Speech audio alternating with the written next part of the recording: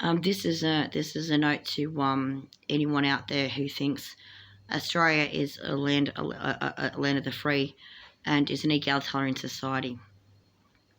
About 18 months ago, after a tent that this body was staying in got set on fire, accidentally, by a citronella candle,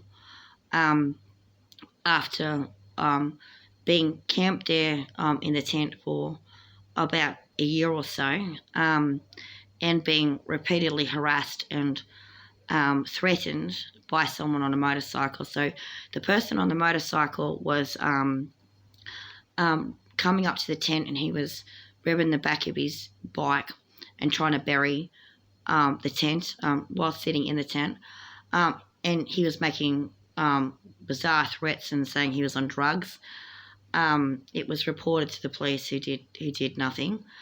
Eventually, in what is a bit sus, but seems like it was the citronella candle, about 18 months ago, the tent was was on fire and ran out screaming at 2 o'clock in the morning. And it was a citronella candle, but after going to the hospital and being put in a local boarding house, one of the local cabbies found a jerry can of petrol behind the tent, and noticed the motorcycle track marks, which had been there from the time that guy was visiting. And so that created some fears that weren't there before. So we'll just say the tent was accidental, okay? And the motorcycle incident was separate from that. But let's just say, upon arriving in the boarding house, there was already significant stress. It had already been the case that there had been 6 recent deaths in the family, or 5 recent deaths in the family, and so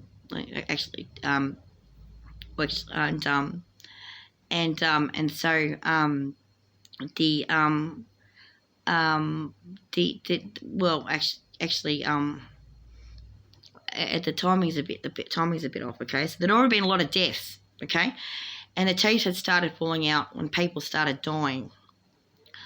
So upon arriving in the boarding house, there'd been a delay. The campsite wasn't moved from that location for a long time because of the teeth. So people started dying and the teeth started falling out, and was put on an emergency dental list. And in the bush, and as with anywhere, the waiting list is quite long to get emergency dental surgery. And so the campsite stayed pending dental care. And then got destroyed, obviously. And then, with support of charities, moved into the boarding house, and the surgery got fast-tracked, and happened about 6 months after that, after moving in. In that time, it starts off with a junkie who was living at the boarding house comes out of his room screaming, "Oh, you must be a meth head because you're missing teeth," and started screaming that he chucked a thought demon at my father because he can, and an ambulance was called, and he told a bunch of lies. I was chased around the backyard with that. One of the other neighbours was told, "Oh, sorry for the distress," trying to be a bit friendly. This was quite early on in the piece. But there's been a few deaths, and he in the family, so screaming a little bit, not trying to be rude, and he found out about the deaths, and then a few days, including one who was a teenage boy, who was this physical body's relative, who was safely riding his motorcycle, and happened to go around a corner, and there was an illegally parked truck. And then 2 weeks after his funeral, there were 2 boys in his neighbourhood who were hunted down in a hit and run in a similar fashion, and one of them died. So that's 2 deaths of teenage boys in the same neighbourhood, hopefully not from the same offender. And one of them was a relative of his physical body. And so explaining that, I told that to him and mentioned that And if this isn't true to the family out there, because this hasn't been confirmed, but it's highly suspected that the first ex-husband died sometime in 2018 for some reason. And so he was someone who grew up in the USSR, and when he was a small boy, he saw dead bodies that the Nazis left behind in the forest, which caused him trauma, and that contributed to some domestic violence in that relationship because his head wasn't screwed on right. As a consequence of, well, that would break your head, wouldn't it? So what happened there is that and a few other deaths, including the stepmother. And there was a friend who was an activist who passed away, and people weren't notified for about 18 months because of Facebook notifications not working and stuff like that, and the family opting for a private memorial, which is their business and totally acceptable. It's just that the activist community around Australia was a bit disappointed they couldn't pay their respects. So hello out there to that family. She was a lovely lady. There's been a lot of things like that happen. We're staying in a different state entirely, temporarily with a group of people that turned out to be Masonic Coven or similar, or they claim to be Masonic, but they're not really. A bit like that. And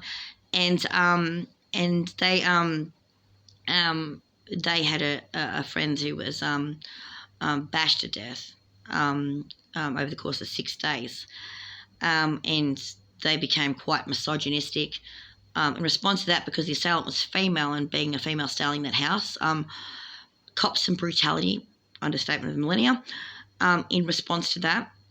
And that's before COVID-19. So by the time the tent burned out about 18 months ago and the teeth started falling out, you might imagine there was a bit of stress. So when that junkie said that, it really wasn't quite nice. Now, here's how that other man responded to the idea that Nazis had somehow hurt someone, or a boy had died on a motorcycle. A couple of days later, he comes up and he says, the boy in Kalgoorlie deserved it because the bike was stolen and he was in the courthouse protecting all those innocent white people from the angry black fellas. And a couple of days after that, he comes and he says, the Holocaust never happened, and Jewish people wanted, just trying to do it for money, and they got $150,000 each.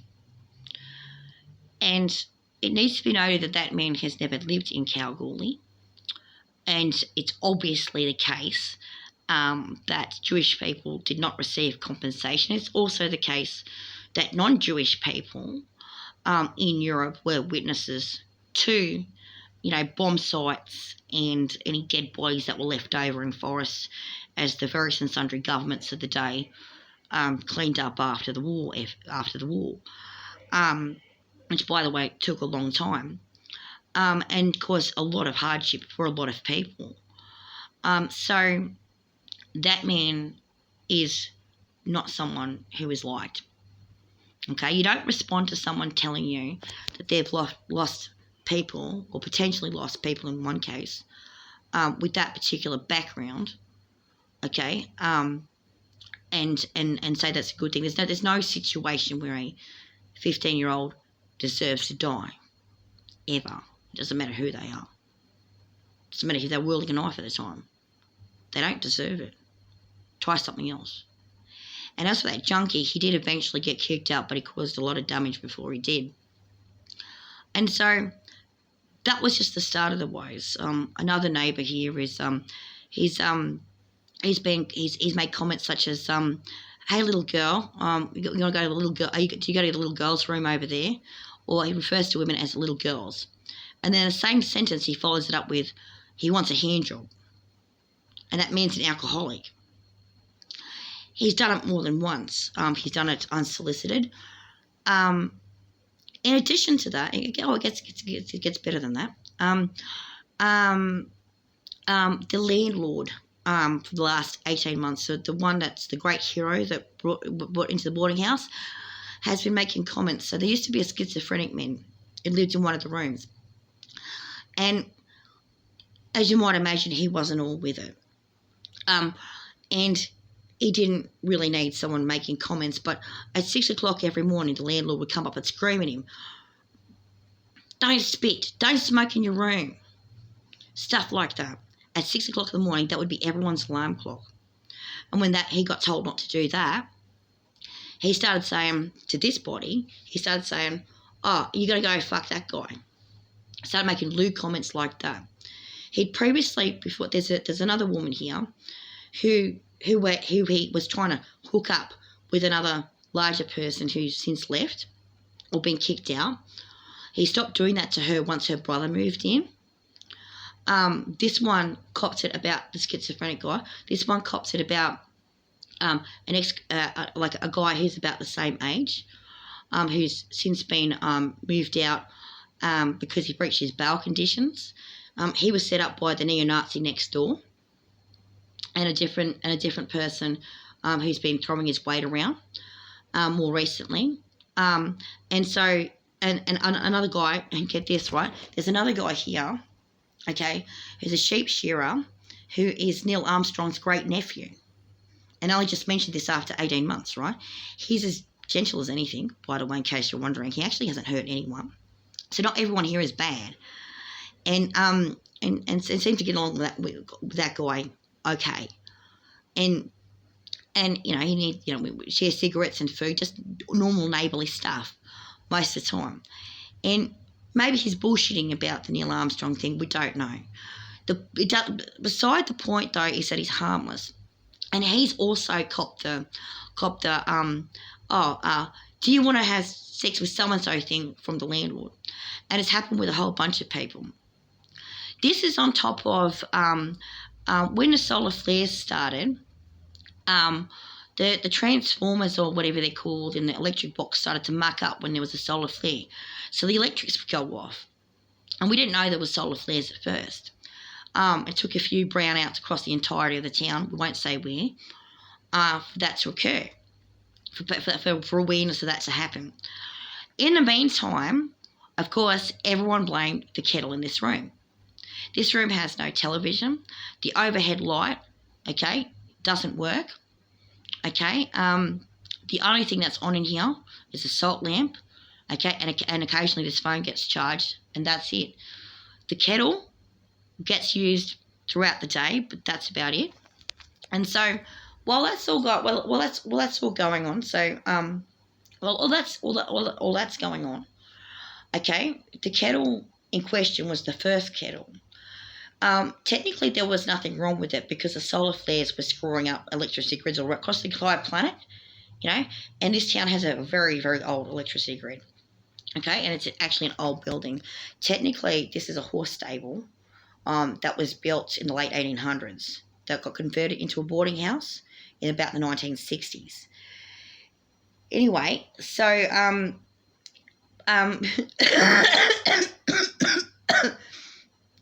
so what happened was while everyone was playing the narcissistic pick on the unchaperoned woman game, the woman who used to live in the room next door, who had been harassed by the guy across the courtyard since long before moving in, breaks into the room, okay, pulls that kettle, smashes it in the courtyard, and then slapped his face, okay, and promptly the police came over and gave her a DVO. Now, thus far, she's the only one that got a DVO out of all of these people. Take that into consideration, okay? And after that, there was no violence between the two or anything like that. What was seen was that the guy across the hall, across the courtyard, kept coming up to her room at 2 o'clock in the morning and smashing on her door. One time he pushed her over and the police had to be called. Okay, yada, yada, yada. Next thing you know, he's smashing statues. He's fucking carrying on. He started doing that after the guy that most recently got taken to prison for breach of bail conditions, chucked a wobbly because he'd been threatened, presumably by the same guy, for going out fossicking with the woman who'd done the slapping. So she's tried to go and make a new friend. Oh, shame on her. And they've gone fossicking. And they've come back and and then afterwards, the one that had been harassing her at 2 o'clock in the morning got more violent and started breaking shit on her door.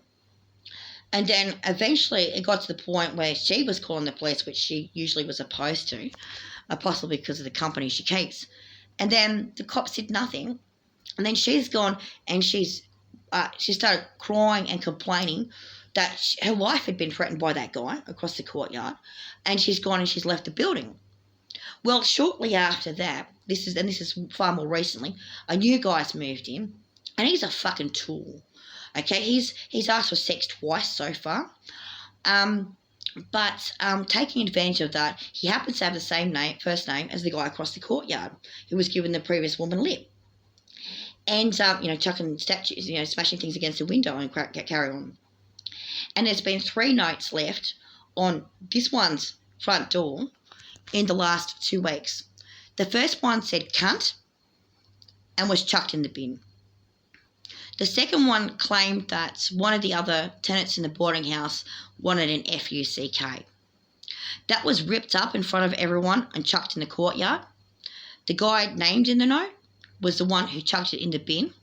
He was quizzed about it. He was absolutely fucking mortified. He said it wasn't his handwriting. Contextually, based on the guy across the courtyard's behaviour, it sounds like he's done it, because he had that sort of look on, that look people got in their face where they look like they've done a nasty shit and everyone's had to smell it? It was kind of like that. Then he's gone into the manager's office or the landlord's office with the landlord and his son, and the new guy's pointing his finger at them and said, he's the one that's done it, right? Right? And I was like, yeah, I can see why. Right, okay, give him that guy's history. That guy's made numerous threats as well. After the DVA was put on his, the friend, when he started bashing up and betraying and scared her off, he was saying, oh, you're going to be one up putting in women's refuge, this and that, fucking carrying on. He smashed on this window heaps of times. There's another guy who smashed on the door. Every time a solar flare hit, he started smashing on the fucking door and saying, get out, do as you're fucking told. Give us your fucking kettle and your toaster. Now, the kettle and the toaster aren't even fucking plugged in, and the solar flare's literally knocking out the entire list of grid in town, and that drunk guy, the other one, right, okay, not the one across the courtyard, the other one, is fucking doing that. So threats being made like that, smashing on the door and stuff like that. Okay, next thing you know, okay, so back to the story about the two, the two that were having a regular altercation with the lady who left, who was the one who did the slapping, by the way. He's given her shit and she's taken out on someone else, basically. And what's happening is since she's been gone, he's got an unchaperoned woman to pick on, and he's got this landlord that's demonstrated for the last 18 months that he fucking supports sexual harassment of women by openly saying to court like, oh, you fucking this person, you fucking that person, and there's nothing like that going. It's just generic rudeness, and they tell lies and lies, saying this one has done things they simply have not done. Okay, scared to go out in the courtyard. Don't even go out in the courtyard to smoke anymore. Don't socialise with fucking anyone. Okay, don't interact with them. They're terrible people. And so when that note was made after the CUNT one about the other tenant, who, by the way, has made one lewd comment, but that was it. The rest of the time he's actually a fairly neutral character. So he's not actually suspected of writing the note at all. It looks like what you might call a frame job, and so he's that was supposed to. You think that would be it, but yesterday another note was put on the front door. This one with a condom in it, And it said a different person, the one that was known for smashing on the door, the bigger fella who was known for smashing on the door, saying, "Oh yeah, get out, fucking do as you're told, fucking fucking give us your kettle and your fucking toast." It's like kettle and toast got nothing to do with it. They transformed from blue because it was a solar flare. He knows that. Even put signs up explaining how solar flares work and stuff when discovered that it fucking happened. Even saw that the brownouts were occurring when there were solar flares. Fucking timed and put them on there. No. Okay, so then the note claimed it was that guy wanted an FUCK and left a condom. But the problem was it was in the same handwriting, okay, as the one with the other tenant. And as a consequence, the two ones named in the two letters are not suspected as the one as writing the letter. The one who was harassing the woman who left is suspected because it looks like that guy has gotten buoyed by the male superior officer or the landlord, set an example of blatant sexual harassment over the last 18 months and straight up fucking bullying as well, and gotten away with that woman leaving fearing for her life, and then has gone after the other one because the older man had showed him the example. So I've got to put this on YouTube and reported it to the police yesterday, handed it in as evidence, went in there with two social workers from the charity who've been helping out, and they said that's cruel, and they've been trying to help. There isn't a lot of housing in country towns. There is no access to the tribunal system, which is in the major cities. So that rules out suing the prick for breach of company privacy. As for getting a DVO, it's a bit difficult to get a DVO on your landlord. And the other thing as well is at the police station, the guy put the letter and the condom, envelope. He took a very brief note. He was explained to, no, the name in the note doesn't tell you who did it, because you'll know there's two different notes. This one you've been given, the other one got destroyed out of disgust, okay? But because they're in the same handwriting, the suspect is not the one so named, right? Okay, so here's the background. No report number was given back, okay? And just a moment ago, the landlord came knocking and screaming on the door saying, blah, blah, blah, if you yell and scream at 2 o'clock in the morning and keep that fella up, he can call the police and he'll call the police. Well, the thing is, haven't been yelling and screaming at 2 o'clock in the morning. Haven't been doing that. It is perfectly acceptable to talk in your room, okay, during the daytime or in the shower. That's your private space, you're allowed to do that. It's perfectly acceptable to make YouTube channel videos in your room as well. Okay, it's not 2 o'clock in the morning. Okay, at the moment it's probably about 11 o'clock in the morning. It's not at loud volume. Okay, and that kind of response suggests that Nino, oh, sorry, didn't say his name, scratch it out, that's a code name, knows who the offender is because there's CCTV through the courtyard, and it might have been him or his son. Okay? So anyone out there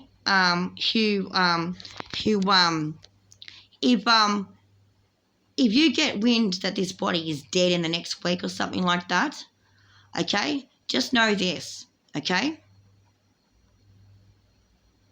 Country towns in Australia are racist, sexist dives,